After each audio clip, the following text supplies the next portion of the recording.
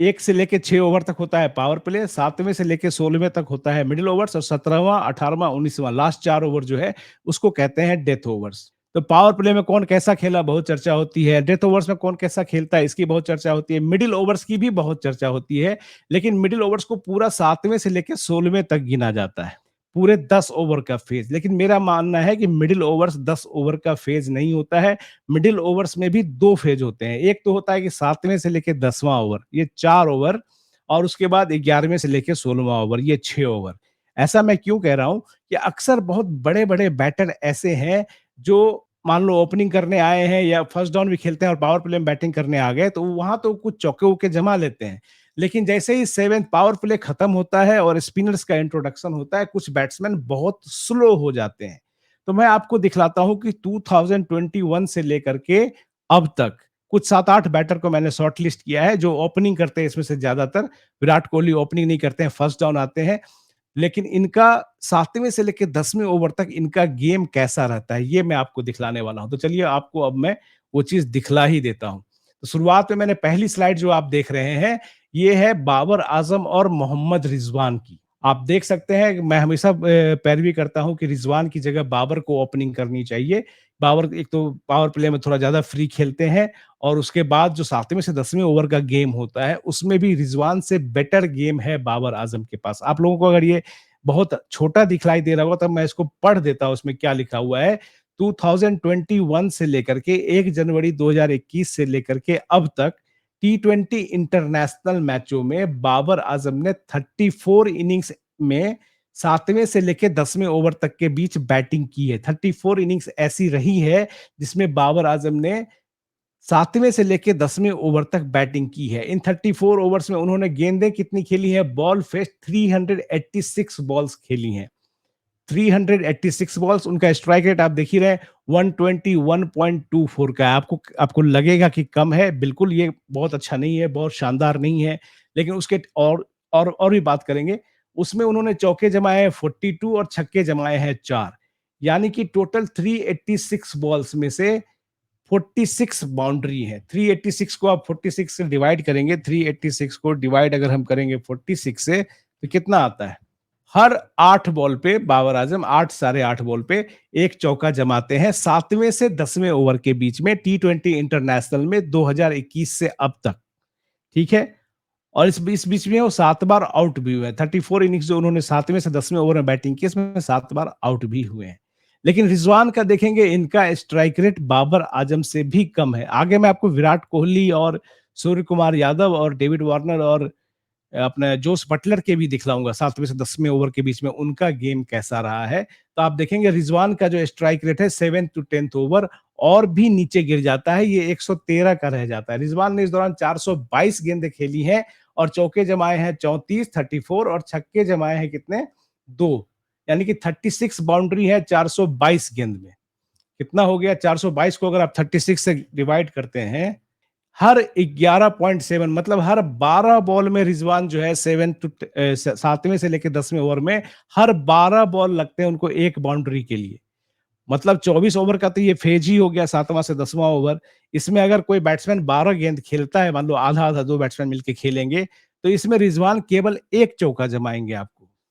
बाबर आजम हर 8वें ball पे इस phase में 7वें से 10वें ओवर के फेज में हर 8वें बॉल पे चौका जमाता है। इससे पहले कि आपको लगे बाबर आजम बहुत स्लो खेलता है, यहाँ तो आप यहीं पे देख सकते हैं कि 7 टू 10th ओवर के फेज में रिजवान बाबर आजम से भी स्लो खेलता है।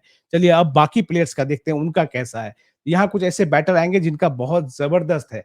आप देखेंगे डेविड वार्नर का 7th टू 10th ओवर में जो स्ट्राइक रेट है वो 169 का हो जाता है। डेविड वार्नर का ओवरऑल जो स्ट्राइक रेट है उससे भी ज़्यादा ये स्ट्राइक रेट हो जाता है। इसलिए डेविड वार्नर अगर पावर प्ले में नहीं आउट होता है तो सामने वाली टीम के लिए बहुत डेंजरस हो जाता है। और उस इस दौरान उन्होंने 2021 से लेकर के अब तक जो है 131 बॉल्स खेली हैं, 7वें से 10वें ओवर के बीच में। और इसमें चौके जमाए हैं 20 और छक्के जमाए हैं 9, 29। 131 को अगर आप 29 से डिवाइड करेंगे, 131 को 29 से, इससे पता चलता है कि आपको कितने जबरदस्त बैटर हैं डेविड वार्नर 7वें से 10वें ओवर के बीच में। तो हर साढ़े 4 बॉल पे, मतलब आप 5 भी लगा लो, हर 5 बॉल पे इस फेज में डेविड वार्नर एक बाउंड्री लगा देता है। बाबर आजम हर 8 बॉल में 1 बाउंड्री लगाता है। 7वें से 10वें ओवर के फेज़ में बाबर आजम हर 8 बॉल पे, इंटरनेशनल क्रिकेट की बात कर रहा हूँ, सिंस 2021 बाबर आजम को 8 बॉल लगते हैं हर चौके के लिए। 7वें से 10वें ओवर के फेज़ में रिजवान को 12 बॉल लग जाते हैं 1 चौका के लिए, 1 बाउंड्री के लिए, और डेविड वार्नर को केवल 5 बॉल लगते हैं। उसके बाद जोस बटलर ये भी ओपनिंग करते हैं, और कई बार ओपनिंग के बाद जो है पावर प्ले खेलने के बाद 7 टू 10th ओवर के बीच में भी ये क्रीज पे रहते हैं। तो इनका देखिए क्या है, 130 करीब 140 का स्ट्राइक रेट है इस फेज में।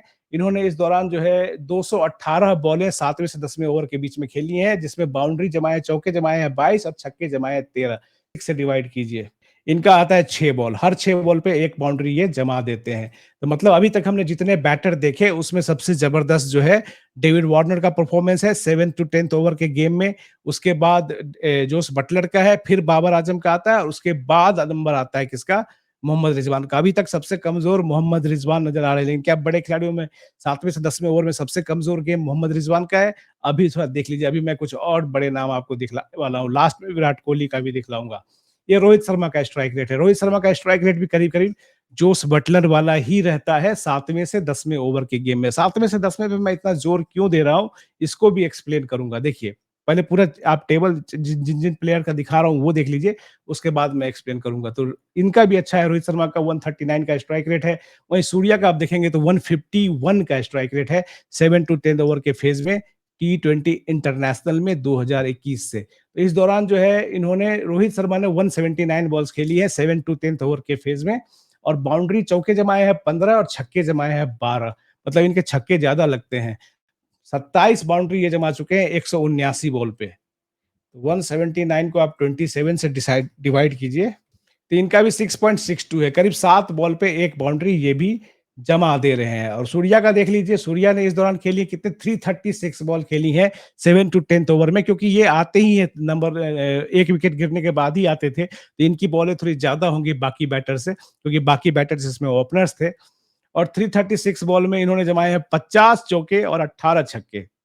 68, 336 को आप 68 से डिवाइड कीजिए, 4.94, 5 से भी कम बॉल लेते हैं एक बाउंड्री के लिए, अगर वो उस फेज में 7वें से 10वें ओवर के फेज में।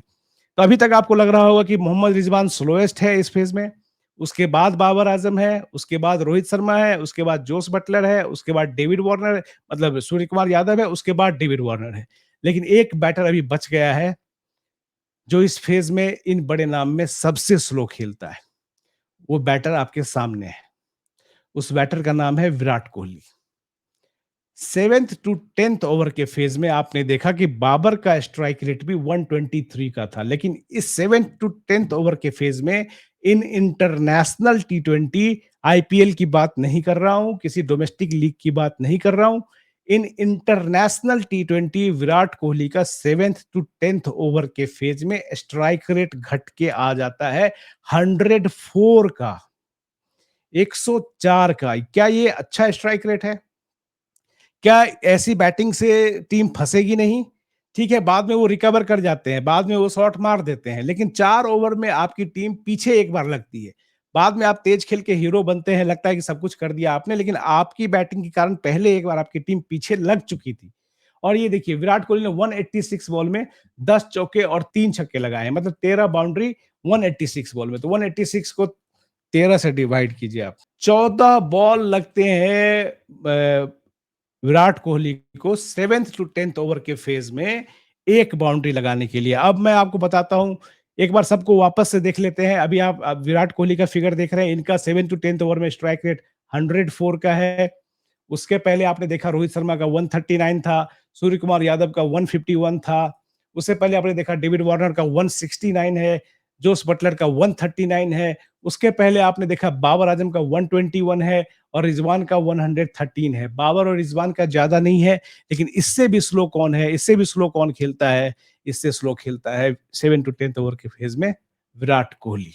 और मैं 7 टू 10th ओवर का इतनी बात क्यों कर रहा हूं, इतना जोर क्यों दे रहा हूं? देखिए, 7 टू 10 ओवर जो होता है टी20 मैच में, 4 ओवर होते हैं। एक टी20 इनिंग्स का 20%, 20% हिस्सा होता है ये 7 टू 10th ओवर। और इस समय जो है बॉलिंग टीम बहुत स्पिनर्स को लेके आती है और बैटर्स कुछ बैटर्स ऐसे होते हैं जो इस समय विकेट बचाने की कोशिश में रहते हैं। उनकी कोशिश होती है विराट कोहली का इंटेंशन खराब नहीं है, उनका इंटेंशन होता है कि यहाँ पे विकेट ना गिरे और बाद में रन बनाएँ। लेकिन आप 20% इनिंग्स कंज़्यूम कर जाते हैं वहाँ पे 7वें से 10वें ओवर के बीच में 20% गेम होता है एक टी20 इनिंग का। वहाँ पे मैं क्यों नहीं चाहूँगा कि सूर्य कुमार यादव जैसा बैटर हो जो हर 5 गेंद में 1 चौका जमाता है। रोहित शर्मा हो जो हर 7 गेंद में 1 चौका जमाता है। इवन बाबर आजम हर 8 गेंद में 1 चौका जमाता है। डेविड वार्नर हर 5 गेंद में 1 चौका जमाता है। विराट कोहली को 14 बॉल लगते हैं इस फेज़ में। 1 चौका का मतलब मेरा बाउंड्री से चौका या छक्का जो भी हो। तो इस फेज़ में विराट कोहली को अपना गेम इम्प्रूव करना पड़ेगा। 7 टू 10th ओवर के फेज़ में विराट कोहली को अपना गेम इम्प्रूव करना पड़ेगा। हमें विराट कोहली की सेंचुरीज़ नहीं चाहिए। हमें विराट कोहली की इम्पैक्टफुल इनिंग्स चाहिए जो वो दे सकते हैं, जिसकी में उनके अंदर वो कैपेबिलिटी है देने की, कि वो हमें इम्पैक्टफुल इनिंग्स खेल करके दे सकते हैं।